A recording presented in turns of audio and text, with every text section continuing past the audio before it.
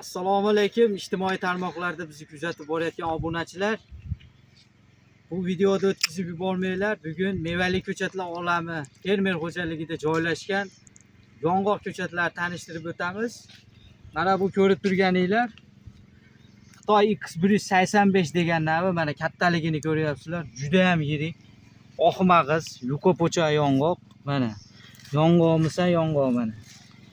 Uyga ham ekadigan bo'lsangiz, bo'yi ham o'smaydi, tez hosili kiradi, oq mag'iz, yuqa-po'cha. Hozir yong'oqning 3 turi bor bizda. Xitoy X185, Xitoy X145 va ideal navli yong'oqlarimiz bor.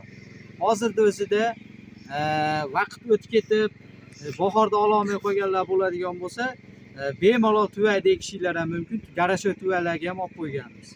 Mana qadrli obunachilar, mana yong'oqlarni mevasini ko'ryapsizlar. Mana barchasi mana mevaga kirgan mana yong'oqlar. Mana yong'oq ekaman deganlar mana shunaqa zotdor yong'oqlardan eksanglar bo'ladi.